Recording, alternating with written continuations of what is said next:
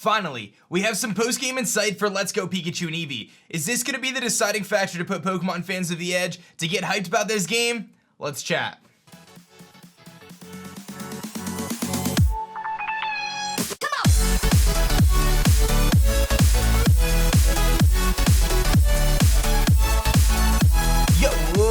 What is going on YouTube? It's your boy Dan, aka aDrive. I bring you guys a brand new video today. Today we're going to be talking about Pokemon Let's Go Pikachu and Eevee, the new title, releasing for the Nintendo Switch in about a month. So we've actually got a countdown going. It's less than a month now, which is pretty nuts. I'm really excited for Let's Go Pikachu and Eevee, and I kind of have been since the beginning. A lot of people are kind of on the fence about it because they've stripped a lot of the core features away, like abilities and held items and whatever else, to kind of give a more stripped down, basic experience to kind of introduce Pokemon Go players to the franchise, or the main series franchise, and also get younger kind of fans into the game. So for us hardcore fans like myself, a lot of us are pretty angry, a little frustrated by it, and hoping that the core formula of the games don't change. But I think people in general, especially on the internet, are always resistant to change. So I think we have to kind of keep things open-minded and just see what happens. From what I've heard from friends and other people who have had a chance to play Let's Go Pikachu and Eevee, the game is incredibly brilliant, it looks beautiful, and it's actually a lot of fun.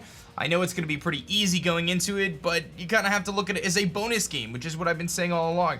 It's simply a bonus game until next year, Gen 8, coming out in 2019, we can assume. So anyway, let's talk about it, man. Finally, we have some sort of sight of a post-game, as I mentioned, and post-game to me is a really important kind of aspect of any Pokemon game. It gives you a little bit more playability outside of the normal storyline and gives more hours of gameplay. Now, this idea I'm actually a fan of. I think it's really cool. I think it's really unique. So they're going to be basically having what's called Master Trainers. Master Trainers are going to be basically trainers throughout the region that have one of every single Pokemon in the game. And they released a trailer about it today. It looks pretty cool. We kind of heard about it through an interview a few days back. But basically, once you become the league champion, you'll be able to do the Master Challenges. So you can earn the coveted title. You'll be able to find special trainers scattered throughout the Kanto region. These are Master Trainers. Each of them is considered the strongest trainer for a specific Pokemon. So you can go find the Charizard Master Trainer, and you can battle him. But the catch is, there's no items. So no potions, nothing of that. And you also have to use that same Pokemon. So if you battle the Charizard Master Chase, you have to have a Charizard. That's it. You send in your Charizard, you battle Charizard, man against Charizard, homie, and you're gonna throw down. And the thing is, and I'll show you in the trailer, these Master Trainers are smart. They have specifically designed their Pokemon to be able to take on that same species. So as we see here in the trailer, there's a few instances they show up, but there's a couple of clips here of all the different Master Trainers. If they put a bug Master Trainer in here and they call him Master Trainer Dan, it's a Caterpie, I'm gonna lose my mind, by the way. But either way, you've got the Master Trainers of different types, but the thing is, we'll see throughout this trailer, like this dude right here is gonna actually use Thunder Punch to attack. You see they're scattered throughout. There's a Poliwhirl, this girl's got Poliwhirl, so you're gonna have to find them. First of all, where are they all gonna be? But they're specifically designed to counter each other, so like Charizard is gonna be able to attack itself with Thunder Punches. There's one clip in here that I think is really, really solid. So I think that's a Gyarados using Thunder. Pinsir's using Rock Slide against each other, but this is the big one. Kabutops rather, gets Mega Drain. I don't think it gets Giga Drain. I think it's just Absorb and Mega Drain, but it gets Mega Drain, which is 4 times super effective against Kabutops. This is not going to be an easy battle, and if these Pokemon are at high levels, you're going to have to grind, dude. Not only are you going to have to like get your Pokemon, this is such a cool idea, right? So I feel like this adds so much gameplay time into Let's Go Pikachu and Eevee for anyone who's just looking to grind, you know what I mean? Like a lot of times, a lot of the grinding is like Battle Tree or Shiny Hunting, whatever it may be.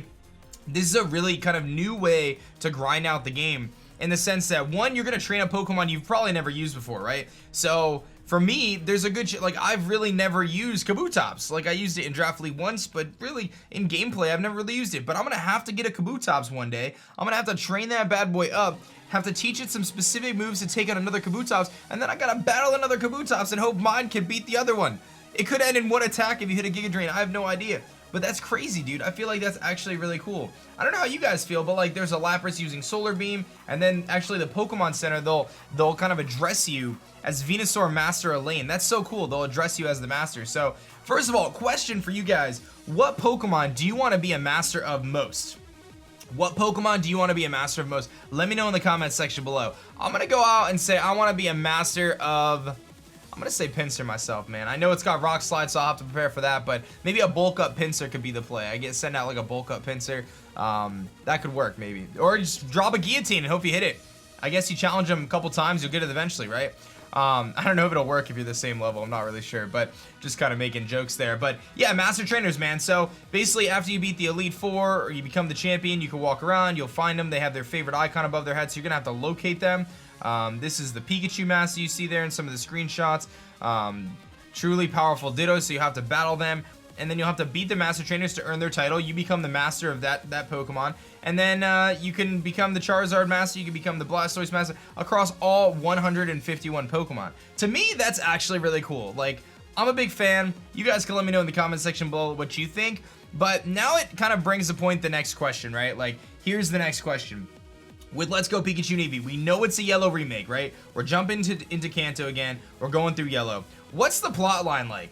That's a big question. Is it simply Team Rocket, Giovanni, Sylph Scope, you know, the Sylph Co. deal? Is that the plot line, or is there something else? Is Meltan side in the plot line in any way? Are there going to be any kind of other elements? Like, we know we have a new rival. Is Red and Blue going to make an appearance at some point in this game? Are they the champions? Like, there's a lot of questions still kind of revolving around that. And one of the big questions for me going into Let's Go Pikachu and Eevee was, what's the post game? And again, this does answer those questions, but I am curious as to kind of the other aspects of the post game. So for those of you guys who played Pokemon Yellow, Fire Red, Leaf Green, there was what's called the Sevi Islands. So there was a bunch of different islands that were named 1 island, 2 island, 3 island, etc. And they had different areas to them, and you can catch some different Pokemon. There were some different, you know, challenges kind of things. There was a little bit of a storyline going on there. You know, it really, like, yeah, it's 66 people live there. Really not a lot of people, but it is part of Kanto, and it was integrated into Fire Red, Leaf Green. So you are able to kind of go, and that's where you get Moltres too. That's another thing. In Fire Red, Leaf Green, you get Moltres on one of the islands. So kind of interesting. You have got these various islands that were integrated into Fire Red, Leaf Green.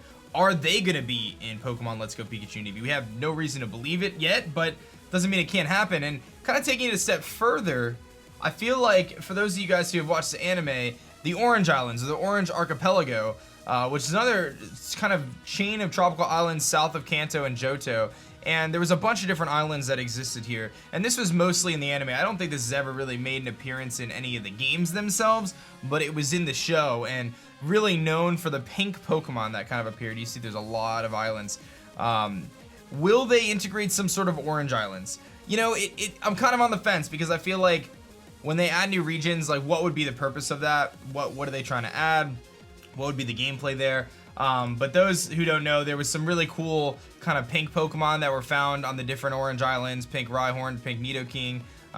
You know, there was the Rattata and the Pidgeys and whatever else. So a couple different things that kind of showed up on Orange Island. So it'll be interesting to see whether there is any sort of kind of mid-game, post-game, like, island deal. But at the very least, we know we're getting this feature, the Master Trainers, which I do think is pretty cool. I think it's a good feature, and I mean, that's countless hours of gameplay right there. Like, think about it. If each of these trainers is actually hard, right? If they're trained up to a high level, let's say level 100. Let's say they're level 100. Let's say, for realistically, they're level 75 or something like that, right? Think of how long it takes to get a Pokemon from level 0 to 75.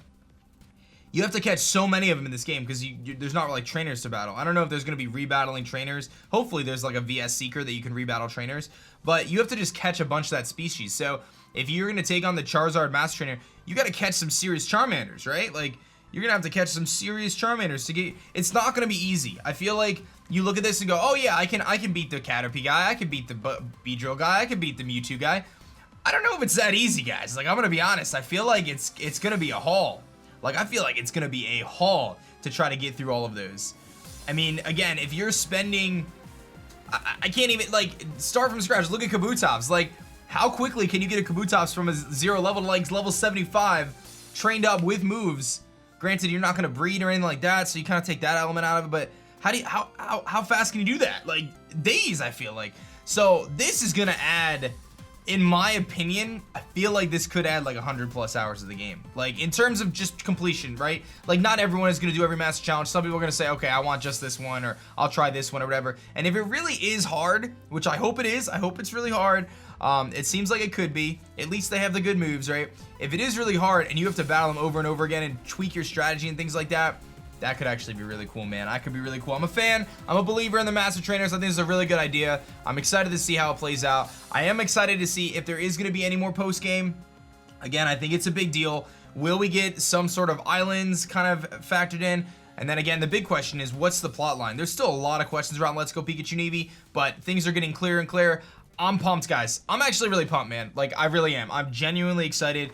And again, I know there's a lot of negativity right now about it, but honestly, just keep your head held high, man. Pokemon is a great franchise, and I believe in what they're doing, so let's make it happen, dude. I'm excited.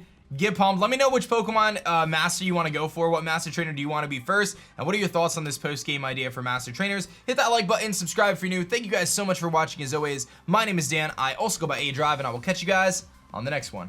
Peace. Thanks so much for checking out my last video. If you like that one, you'll definitely like this one. And be sure to subscribe for more as I post Pokemon videos every single day.